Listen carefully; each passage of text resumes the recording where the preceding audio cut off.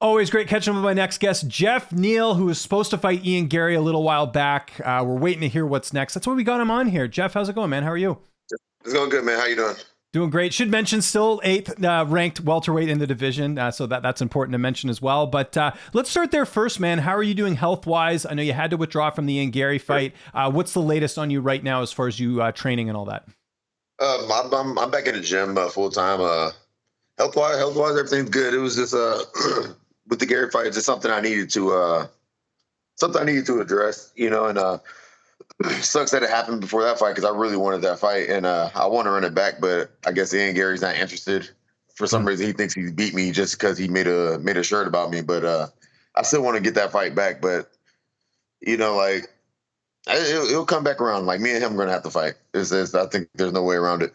Yeah, absolutely. And obviously there's a lot to talk about Ian Garry. We'll get to that in a sec. But like you mentioned, being back to training, would you like to get a fight in this year, or are you kind of looking more at next year, just, you know, making sure that you're 100% going into the fight?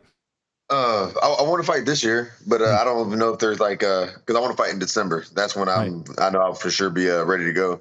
But I don't know if there's any cards that are like I could fit in on, because I feel like there's a card on December 16th. Yeah, that's what I was going to mention. Stacked up. Yeah. So like I was just like, you know what I mean, it's gonna be hard for me to get in. I don't want to fight on that card and be on the prelims. You know what I mean? So, okay. But I think isn't Ian Garry fighting on that card too? He is. He's fighting Luque. Yeah. Yeah. You know, like God forbid, like you know, Luque has to pull out. Like I will be ready for that fight. Yeah. Well, it's interesting too, because Luque and him trained together a bit, right? So I wouldn't understand why he wouldn't want to fight you, or maybe it was the UFC's decision. I don't know. I don't know how the shit works. You know, yeah. If I really think he doesn't want to fight me now just because he won the fight by making a shirt, I guess. Yeah. Okay. Well, let's talk about that. Okay. Because we did our interview right when the fight was announced, and then the shirt came out after the fact. I know even your dad chimed in on Facebook. I'll mention that in a sec. But what was your initial reaction to this? Were you surprised at all? Because I don't remember Garry really going after any past opponents. This was a bit of a surprise in terms of he hasn't really talked trash like that before going into a fight. I was surprised because before the fight, like I accepted the fight, and then he had sent me a message on Instagram, like, "Hey man, thank you so much, Matt. Respect for taking this fight, man. Best of luck." You know what I mean? Like being all like friendly and shit in my inbox. I didn't respond back to him. I think that's probably why he wanted to make the shirt, because I just read the message and left it there. But yeah, it was just weird. I don't know. He said I was watching like things you were saying. He said it was his team that did it. It wasn't him. But I mean, like he decided to go that route, and I don't know. Fuck it. I wasn't too pissed off about it. It was just annoying, and like people thought it was funny. I'm like, you think that shit's funny? Like, there's nothing funny about it. Like, you put somebody's mugshot on a shirt, and like that's funny. That's tasteless. That's, you know what I mean? No, I don't know. Yeah. Well, there's people who were upset on your behalf. I know your dad went on Facebook and said something. Were you kind of like, "Hey, Dad, calm down," or were you kind of like, "Yeah, thanks for my dad sticking up here"? No, I told him to calm down. I told him like don't get too involved in that. Like that's what that shirt was meant to do. Like he wanted like an emotional response out of like people. So like I was like, why give that to him? Did you see Joaquin Buckley's meme of Ian Garry's wife in response? I'm assuming to that as well. Did you see that? Yeah, I seen that. That shit was funny. Do you think that's fair game though? Because he kind of went after you, and then fighters. I know you don't want to involve families, but what was your take on that? Was that offside? Do you think? No, it was like, cause like you mean like he I mean, cause I don't like bringing up like race in it, you know what I mean? But like you put like a black dude, put a mugshot, and then put like Future, like, you know what I mean? Like I see why that rubbed Buckley wrong, you know what I mean? Him being like a black fighter, just kind of, I went to jail for fucking DUI. Like I don't know, it was tasteless. Yeah. Yeah, for sure. Did you see Garry's manager? They filmed, I guess, when they found out you were out of the fight, and Garry's manager said, well, he hurt his, female anatomy part. And I saw Safe went after him. What would you think of that? Because I thought that was very surprising for the manager or anyone to post something like that. I mean, with the manager thing,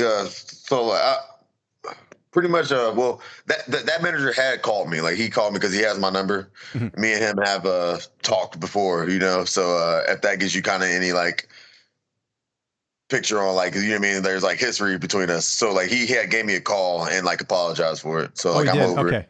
Okay, gotcha. Yeah. Okay, good. Yeah, I wasn't sure if you saw that or not. I seen it, and it was bullshit, but thank God, I'm glad he called me.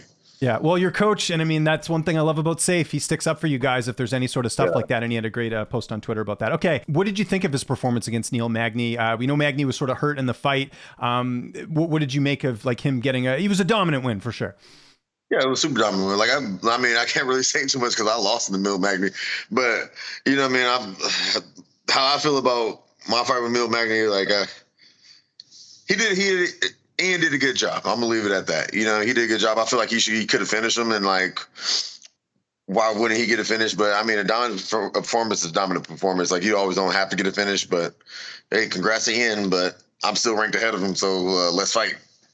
What did you make of Magny's comments? You know, he talked about his kid. I don't know if you saw that. And then Gary kind of took that and used it against him, and everyone was kind of like upset at that. Did you see that whole kind of back and forth? I didn't see none of that. Okay. Like, what did Neil say? So Neil, I don't know, he made a really bad analogy, kind of the way he explained it. And I've known Neil for a while. I've done a handful of interviews with him, but he's like, I'm going to give this guy a whooping like I whoop my kid. And so they turned this into like him abusing his child. I don't think that's really what he meant. I think he meant like, I'm going to teach this younger guy a lesson. But everyone ran with it. And like a lot of people are mad at Neil Magny for that. And everyone kind of took Gary's side on it. So I don't know if I guess you didn't see that. So it's kind of tough to comment. Nah, yeah, but that's social media for you. That's like, isn't that like gaslighting or like in a way, like you knew what the fuck he meant? Like, why take it like he's like some kind of child abuser now and run with it? Man. Yeah. Anyways, I just want to mention that. You mentioned the Luque fight. How do you think Gary will do? Because you fought Luque, you dominated him in that performance. I know Luque got a win since over Rafael dos Anjos, but just looking at that fight coming up, how do you think Gary will do against him? I mean, it depends on how Luque approaches it. If he approaches it the same way he approached the fight with me, it's probably going to end maybe the same way. I see Luque in this fight shooting for more takedowns, and I think that's what he's going to need to do against like Ian. And Ian, they train together, so Ian probably already knows his game. So Luque does have to change some shit up. Who would you give the edge to in that fight? I imagine Gary's going to be the favorite because he's a younger, undefeated guy, right? I mean, honestly, I would give it to Gary because Gary, he's a good fighter. But so you know what I mean? I say I give it to Gary, and like hopefully he wins. And if Gary beats Luque, then like that fight, me and him is going to fight after that. Like I'm gonna make sure I'm gonna push for it. I'm gonna campaign for it. Like, you know, like me and him, we have to fight. Yeah, I agree, especially with everything that's kind of going on there. To me, it kind of looks like there's a few opponents out there for you. If I'm just kind of looking at the rankings right now, to me, it would be Gilbert Burns, or it would be a fight against why am I not thinking? Jack Della Maddalena. Those are kind of the two names I thought of. Also, I know you've got Brady and Gaslam coming up. Is there anyone in the division you're looking at? Not you calling them out, but kind of what you think would make sense if it's not Ian Garry after this. I really want the Gilbert fight. Okay. You know what I mean? The Gilbert fight, maybe then I'll look at a winner of Brady and Gaslam, and then like last choice is going to be like Jack. You know what I mean? But either three of those routes are like cool with me. But I want to see what's up with Gilbert first. Yeah, absolutely. How do you think stylistically you match up against Gilbert? Obviously, he's great on the ground. He's got some knockout power too. How do you look at that one? I mean, it depends. Like, cause if he, you know what I mean? Like I don't feel like he could take me down, so I feel like it's going to be a striking match, and I feel like I edge him on that. But we'll just see. I think I asked you this before, but now it's official since we have spoken. Yeah. Colby Covington, Leon Edwards. What's your prediction for that fight? Because it's going to be headlining that 296 card. Oh, I'm rooting for Leon, but it just all depends on like cool because Leon already showed he can do because he has stopped Usman from taking him down the last fight. So if he can stop, I feel like if he can stop Usman, he can stop Colby too. Mm-hmm. But yeah, man, Leon's gonna beat up fucking Colby. Let's go. Okay, there we go. And I just got a couple rapid fire questions for you right now. Just whatever comes to mind first. There's no wrong answers. And the only thing I ask is you don't say yourself, because we could say this for a few of these, I think. Who is the best striker in the UFC right now? Who comes to mind? Wonder Boy. Who's the best grappler in the UFC? That's a tough one. Best grappler in the UFC, Paul Craig. Okay. Who's the funniest fighter? Paulo Costa. Who would you want to have dinner with? Any fighter? I was gonna say something bad. Alexander Volkanovski. Okay. I've seen his videos of him cooking and shit. Like, let's have some dinner, dog. You cooking though? Who do you want by your side in a street fight? In a street fight, Derek Lewis. Who has the highest fight IQ? Alexander Volkanovski. And what is a dream fight you want to see in the UFC? Dream fight. Huh. Shit, John Jones versus Izzy. There we go. Great choice. Great choice. Yeah, I completely agree. This has been an interesting year in MMA. We've seen a lot of upsets. We had O'Malley beating Sterling. We most recently had Sean Strickland defeating Israel Adesanya. Let's start with the Strickland one. How surprised were you that he was able to take out Izzy? Because no one was really giving him much of a chance. Yeah, no, I didn't either. I mean, he kind of showed like people say Izzy was off. No, I think it was just Sean was just a step ahead, and he just negated Izzy's style. Like all Sean did was just walk forward and kept his defense real solid. Izzy was fucking up because Izzy it's not Izzy was fucking up because Izzy doesn't throw combos. Izzy's like a one-shot counter fighter, you know what I mean? And Sean negated all that. It's from what I've seen. Like, I mean, Izzy's not known to throw rapid combinations, and if he would have threw combinations, he probably would have caught Sean.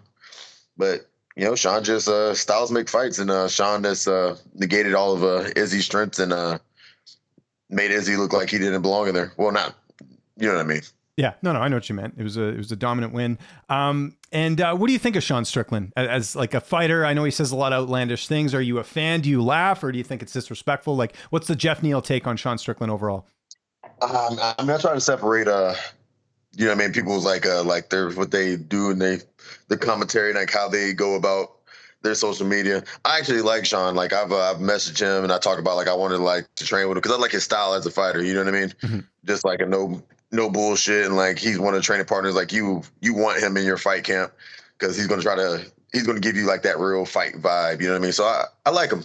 Okay. That's fair. A lot of rumors right now, Bellator either going under or getting bought. Do you want to see some of these guys in the UFC? Do you pay attention to Bellator at all? I don't really. Train with Kyle Crutchmer. He fights in Bellator. So if it goes under, I would like to see Kyle Crutchmer come over to the UFC. He's good enough. Certainly adds some intrigue. We were talking about opponents for you. Two names that are out there that don't have opponents. There was some rumors that they might be fighting each other. Is Belal Muhammad and Kamaru Usman. Do you think at this point Belal should be getting the winner of the Colby-Leon fight? Like if you were kind of looking at the division, do you think that makes the most sense with him being undefeated last couple fights? I mean, yeah, man. People have gotten title shots for way less. You know what I mean? Like, granted, like I beat him way back in the day, but he hasn't lost a fight since. He's been on the tear. You know, like so. Man, like you got to give credit where credit's due. Yeah. You know, what about? Sorry, and I was gonna say, what about Kamaru Usman? Like he's without an opponent. I'm sure he wants to get back in the title picture. Could that potentially be an option for you? Because he doesn't have anyone he's fighting right now. Yeah, I mean, like if that comes about, you mean, you know, like, yeah, I would like to fight Kamaru, but it's a little. I don't know. I don't. For some reason, whenever I think of Kamaru Usman, I don't think of me like fighting him if he doesn't have a belt. You know what I mean? Yeah, that makes sense. Have you guys you haven't trained together? I know his brother spent some time at Fortis, but has Kamaru ever trained with you guys? No, I mean he has came and we trained a couple times. You know what I mean? Nothing like not real like hard training, just like kind of like light work. And that's part of the reason why like if he doesn't have a title, it's like you know what I mean. We got a relationship with his brother. He comes here to Dallas, you know. So if it comes about, it comes about. But I'm not pushing for it. Yeah, absolutely. Okay, before we get out of here, what's downtime looking like right now? We got the NFL season back on. I know you're a video game guy. What are you doing when you're not training because you don't have a fight coming up? No, I'm just working and training, man. You're still at the restaurant, I guess, too, right? Yeah. So like, I'm trying to wean myself off of the game, man, because I'd be playing that shit. I'd be up at like 3:00 in the morning. Yeah. Bullshit. No, so I'm doing my best to try to stay away from it lately. You know what I mean? Just focus on other things because I need rest at night. I'll go to training like with 4 hours of sleep, and that's like fucking dumb. So yeah, because you're out the night before working, right? Because you probably work late at the restaurant, right? I work late and then I get off work and then I want to play games late. So no, I hear you. I think we all used to do that if you ever worked at a restaurant. Is this at Moxie's or where are you working? Not that we want fans to start disrupting you at your place of work. Yeah, no, I'm actually I work at this place called The Rustic now. It's like a kind of like a country restaurant. They have like live music every day. Oh, cool. Pretty cool. It's different. Yeah, for sure. Do you get fans asking you when you're going to fight again and stuff? Do you get recognized? I get recognized every now and then. Not as much as people would think. Yeah, which is a good thing. You got to do your job, right? Unless they're going to give you tips, right? So for sure. Yeah, there you go. And making time for interviews, Geoff. Really appreciate it, man. Excited for what's next. We'll definitely link up when the next fight gets booked. But in the meantime, if you got anyone you want to thank, any sponsors, any social media, anything like that you want to plug, I'll give you the last word. Nothing, man. Just just free Palestine. That's it.